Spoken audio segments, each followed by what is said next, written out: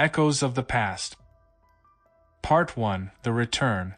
The small town of Harper's Hollow lay nestled in the rolling hills of Virginia, steeped in a silence that hung heavy in the air. It was early April 1866, and the ground was still damp from the spring rains. The war had ended, but its echoes were felt everywhere. Shuttered windows and empty doorways were stark reminders of the families torn apart by the conflict. One evening, as the sun dipped below the horizon, casting a golden hue across the town, a strange mist rolled in from the woods bordering the outskirts. It drifted through the streets, curling around the houses and creeping up the steppe. Few paid it any mind, too consumed by their own grief and losses. But within the depths of that fog something stirred. From the mist emerged three figures, their forms outlined by the fading light. They were clad in worn uniforms, the fabric tattered and stained from battles long forgotten. As they stepped forward, a strange sense of familiarity washed over them, a pull toward the homes they had once known. Each soldier had died far from this place, their lives snuffed out in the chaos of war, but now they found themselves inexplicably drawn back to the towns they once called home. James Hawthorne, a sergeant in the 33rd Virginia Infantry, had fallen at Gettysburg, a bullet piercing his heart just as he had turned to protect a fellow soldier. Samuel Reed, a private from the 12th Alabama, had succumbed to a fever in a Union prison camp, his last thoughts of the family he would never see again. Lastly, there was Daniel Fisher, a captain from the 20th Maine, who had died heroically at Little Round Top, holding his ground against overwhelming odds.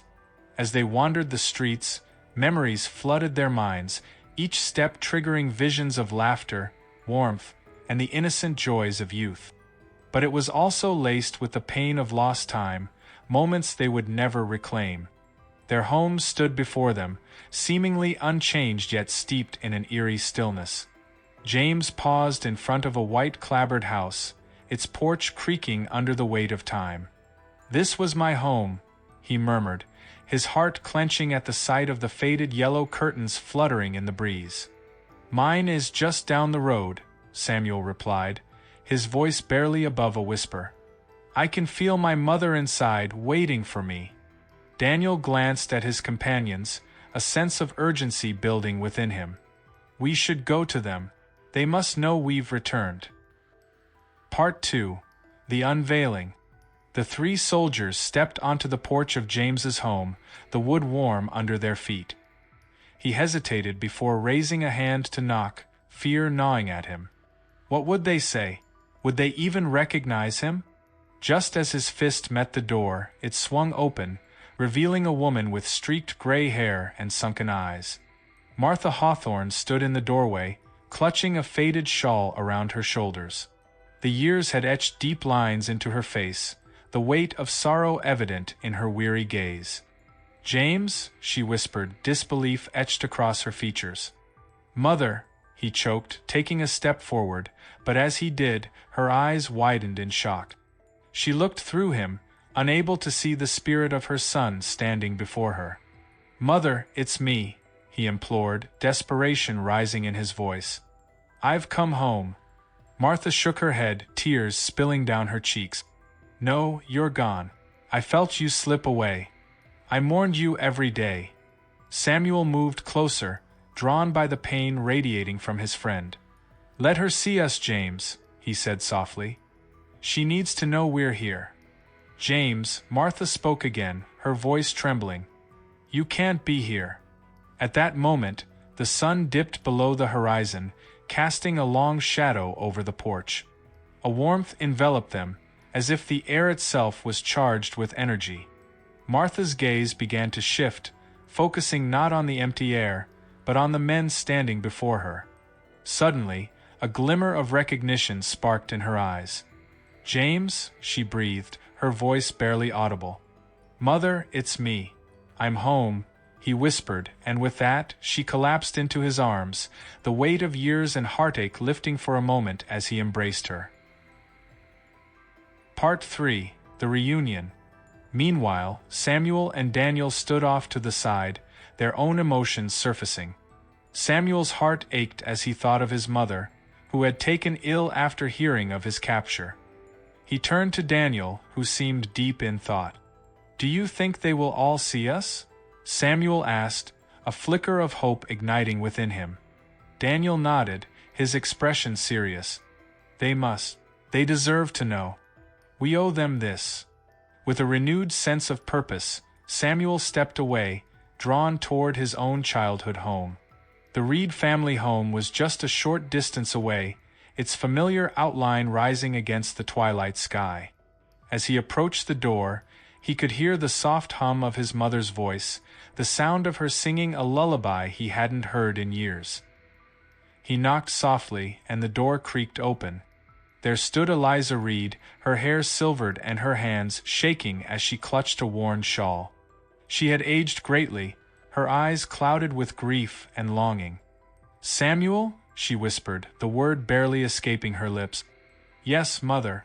I'm here," he replied, hope flooding his chest.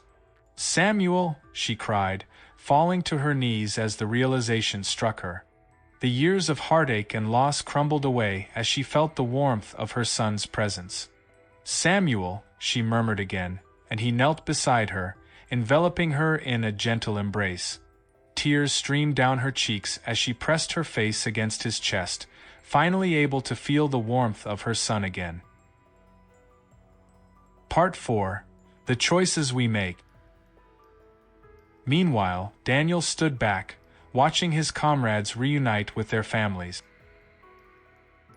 A sense of bittersweet joy washed over him, but there was a void he could not fill. He had lost so much on the battlefield, his own life cut short before he could return to the woman he loved, Margaret. He could almost see her now, waiting for him in their little home on the outskirts of town. Taking a deep breath, he set off toward the Fisher residence, his heart pounding with anticipation. The familiar path wound through fields that had once been vibrant with life, but were now dull and colorless without him. As he approached the door, he hesitated. Would she still remember him? He knocked softly, and the door opened to reveal a woman who was now a shadow of her former self. Margaret Fisher stood before him, her face lined with sorrow, her eyes reflecting the pain of years lost. "Daniel?" she whispered, her voice trembling with disbelief. "It's me, Maggie," he replied, his heart aching at the sight of her. "I've come home." Her eyes widened in shock and she staggered back, as if struck by a sudden wave of memories. "No, you can't be. I lost you." "I know, and I'm so sorry," he said, stepping inside. "But I'm here now, I promise." Margaret looked at him, her heart racing.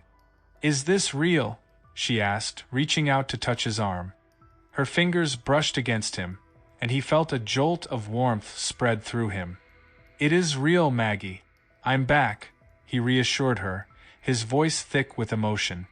They embraced, and in that moment time fell away. The pain of separation vanished, replaced by the warmth of reunion.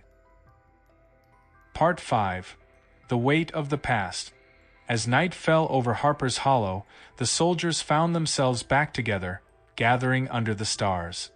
The moonlight cast a soft glow on the town, illuminating the faces of their families as they shared laughter and tears, stories of loss, and moments they had cherished. But as the night wore on, an undeniable weight settled in the air. While joy filled their hearts, there was a profound understanding that they could not remain in this world. They were echoes of the past, memories come to life, but they belonged to a time long gone. "Will we have to leave them?" James asked, his voice heavy with sorrow. Daniel nodded, knowing the truth weighed heavily on them. "We cannot stay. They have their lives to live." "But they need us," Samuel protested. "They have suffered so much."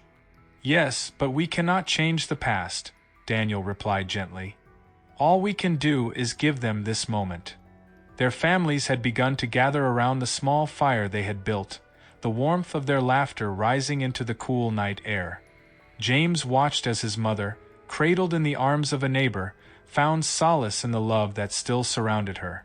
Samuel saw his mother smiling through her tears, the memory of her son bringing her a peace she had longed for. Daniel felt Margaret's hand slip into his, the touch grounding him amidst the bittersweet ache. He knew they had made their choices, and though they had lost their lives on the battlefield, they could still provide comfort in this moment. Part 6. A Last Goodbye.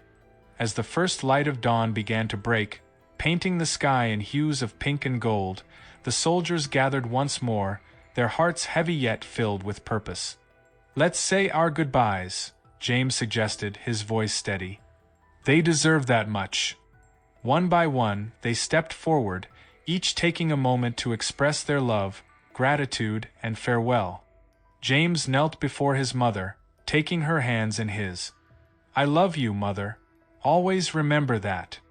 "I will, my sweet boy," she whispered, tears streaming down her cheeks. "I will hold you in my heart forever." Samuel approached his mother, who stood holding a small bouquet of flowers. "Mother, I'm so proud of you. You've been so strong." "I've always loved you, Samuel," she replied, her voice breaking. "You were my light." Daniel turned to Margaret, who stood with tears glistening in her eyes. "You were my everything, Maggie. I'm so sorry for the pain I caused." "You brought me joy, Daniel. No matter the years lost, I'll cherish our moments," she replied, leaning in for one last kiss. As they stepped away from their families, the mist began to swirl around them, drawing them back into its embrace. The soldiers felt a pull, the warmth of their loved ones fading into the distance. They looked back one last time, their hearts full yet heavy, knowing they had given their families the closure they needed. Part 7. The Legacy. As the mist enveloped them, they vanished from sight, leaving behind only the memories and echoes of their presence. Harper's Hollow stood still, the townsfolk unaware of the spectral visitations that had graced their lives. In the weeks that followed, a sense of peace washed over the community. The sorrow that had clung to the streets began to lift as families found comfort in the belief that their loved ones had returned to say goodbye. James's mother tended to the flowers in her garden, a smile breaking through her tears. Samuel's mother took up her needlework once more, stitching new patterns into the fabric of her life. And Margaret found solace in the memories, filling her home with laughter and stories of Daniel, ensuring that his legacy would not be forgotten. Though the soldiers had vanished into the ether, they left behind a glimmer of hope, a reminder that love transcends even the boundaries of life and death. In the hearts of those they had left behind, the echoes of their laughter, their sacrifices, and their unwavering love would forever resonate, creating a legacy that would endure through the ages. And in that small town of Harper's Hollow, the spirits of the past would continue to watch over their families, guiding them through the trials of life, their memories forever intertwined with the lives they had touched. Though this story is a work of fiction, woven within are threads of truth, blending fact with imagination in ways only the storyteller knows.